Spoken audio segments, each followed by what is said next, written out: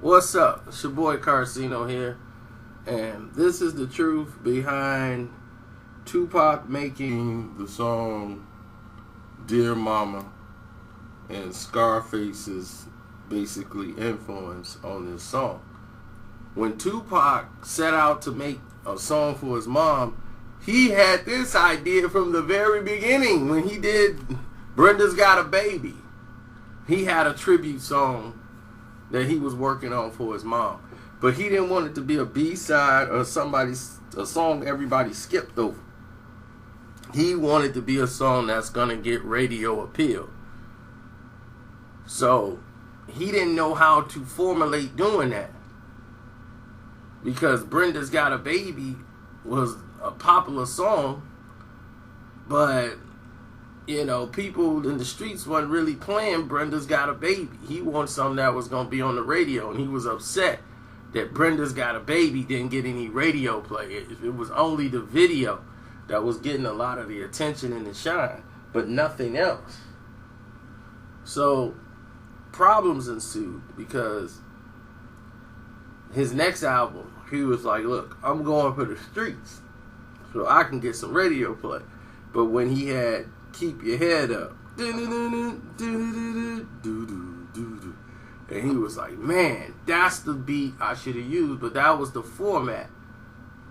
When I came out with Keep Your Head Up and I Get Around and all that stuff, that was at the time when he got with the underground, and because they had Kiss Me Back.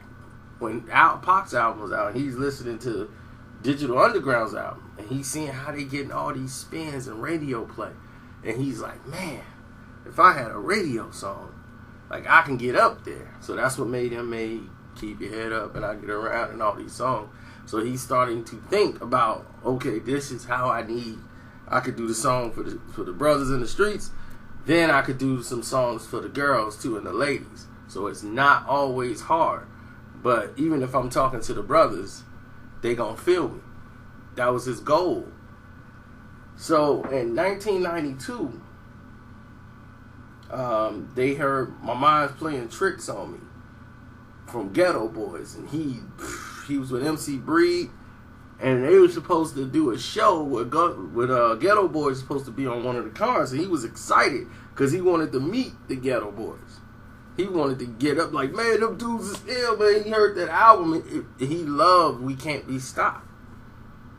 He just thought that was the rawest thing ever, because they had to fight censorship, everybody. But when the success of My Mind Playing Tricks on Me, the people that wouldn't press their records looked like idiots. So now people had to run back and press the records. And they did that with basically no radio play, nothing, until My Mind Playing Tricks came out. They couldn't get airplay. So they came literally for nothing. Pac respected that movement. And he was gravitated to the group Ghetto Boys. So when Scarface came out with Let Me Roll and all this stuff on the Me Against the World, Face to Face, when he had that album, Scarface had a song on there called Now You Feel Me. And when Now You Feel Me came on, that was it. Pac sat back, listened to Now You Feel Me. 1993, he heard Now You Feel Me by Scarface and said, that's it. I know how I'm going to do my song. He freestyled just talking about his mama while that song was playing. He played Now I Feel You so many times and said, that's the realest song they've ever did. Scarface, that made him fall in love with Scarface right there. Once he heard Now I Feel You. He said, you see how he just grabs you? He said, that song grabbed you. You could relate to it. He was freestyling Dear Mama to that song without writing anything down at this point. Just to get the thoughts out, to see how it was going to that beat. If you listen to Dear Mama and listen to Now I Feel You, you could almost take the song and put it on the same beat, and it has the same tempo and rhythm.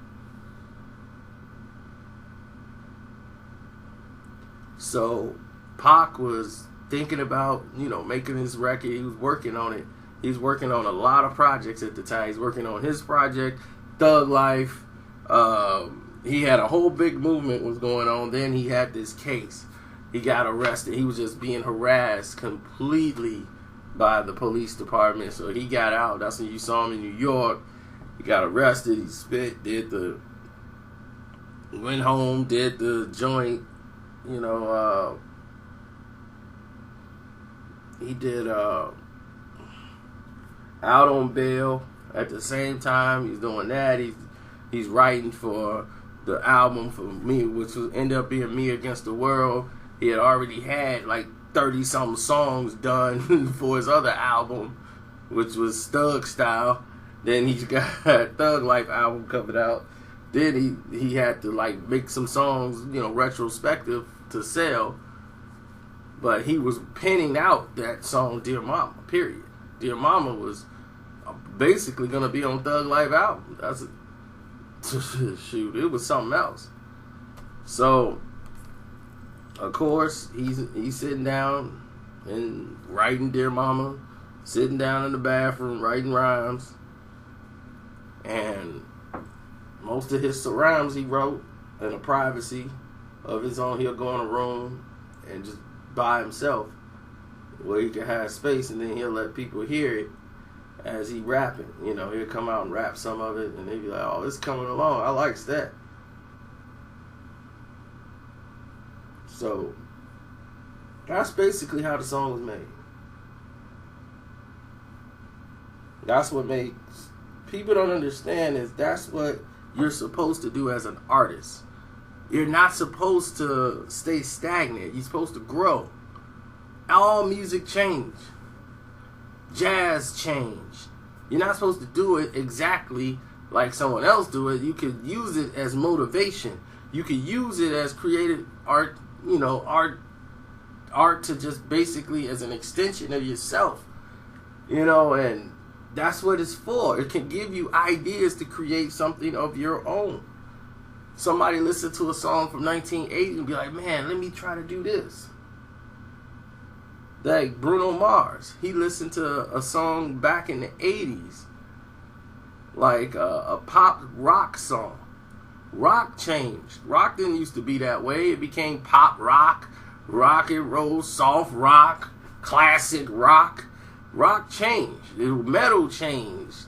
All forms of music has changed. R&B has changed. They're not staying stagnant and doing the same different thing over and over. So eventually, rap is going to have to evolve into something else. You can't consistently do the same thing over and over and over. And that's why people are getting so tired of it, because it's not evolving anymore. It's just staying stagnant with people doing less, and less. And it's looking lethargic. Now, I'm all for somebody making a new song, using a new style, and they're adding something to the culture or adding something to the art. I don't want to see somebody emulate the next man to the T and no creativity to it whatsoever. So it's almost plagiarism. That would be a crime. And see, that's what made Tupac such a genius, is that he could listen to the old soul sounds. He could listen to a rock song. He could write to anything and make it work. So Tupac's spirit, as far as how he rhymes and how he work with people and how he work as far as his work ethic, people didn't understand him because you just saw an image of Pac. You saw him, you think Pac just kick it, party 24 hours a day, not getting anything done. When he came out of prison, it changed him. He didn't want to waste any more time. He wanted to work. He wanted to build something. Because he didn't want to go back to jail. Period. He was just sick of that. He grew out of a lot of things, but then he got sucked into another type of life, which kind of pulled him away from what he was originally supposed to be working on.